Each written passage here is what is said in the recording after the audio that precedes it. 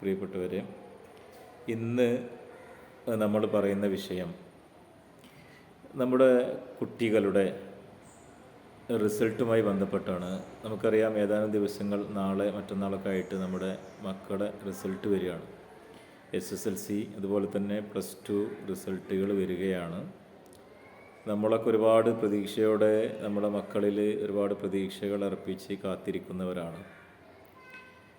നമ്മളിവിടെ ശ്രദ്ധിക്കേണ്ട ഒരു പ്രധാനപ്പെട്ട വിഷയം, നമ്മളൊരുപാട് പ്രതീക്ഷയോടെ ഇരിക്കുകയാണ് എന്നതിൻ്റെ ഒപ്പം നമ്മുടെ ഓരോ മക്കൾക്കും വ്യത്യസ്ത കഴിവുകളാണ് ഉണ്ടായിരിക്കുക എന്നുള്ളൊരു ബോധ്യം നമുക്ക് ആദ്യം വേണം.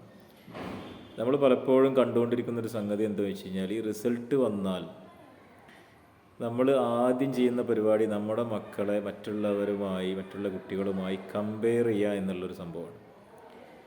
നമ്മളിങ്ങനെ കമ്പയർ ചെയ്യുമ്പോഴൊരു വിഷയം നമുക്ക് മനസ്സിലാക്കേണ്ടത്, നമ്മൾ ഈ കമ്പയർ ചെയ്യുമ്പോൾ നമ്മുടെ കുട്ടിക്ക് മാർക്ക് കുറഞ്ഞു പോയി, മറ്റേ കുട്ടിക്ക് മാർക്ക് കൂടുതലാണ്, അതല്ലെങ്കിൽ ആ കുട്ടിയുടെ അത്ര ഉഷാറായില്ല എൻ്റെ കുട്ടി എന്നുള്ളതൊക്കെ പറയുമ്പോൾ നമ്മുടെ കുട്ടിക്ക് വിഷമം ഉണ്ടാക്കും എന്നതിനൊപ്പം ഇത് ഈ കുട്ടിയിൽ മറ്റുള്ള കുട്ടിയോടൊരു അസൂയ രൂപപ്പെടാനും കാരണമാകും.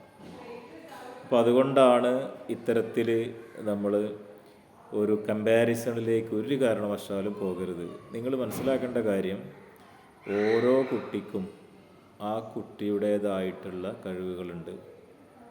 ഒരു കുട്ടിയും മോശക്കാരനല്ല. നമ്മൾ കണ്ട ജീവിതാനുഭവങ്ങളിൽ നമ്മൾ മനസ്സിലാക്കിയ പല കാര്യങ്ങളുണ്ടാകാം. ഒരു പക്ഷേ പരീക്ഷയ്ക്ക് നന്നായിട്ട് മാർക്ക് വാങ്ങിയ കുട്ടി ഒരു പക്ഷേ എവിടെ എത്താതെ പോയിട്ടുള്ള അവസ്ഥയുണ്ട് നമ്മുടെ മുന്നിൽ.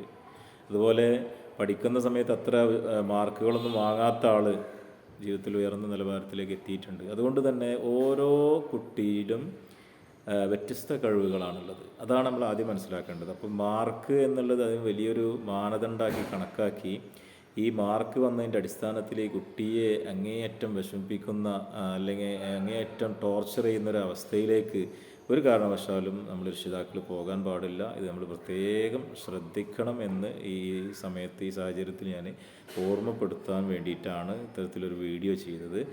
Okay, thank you.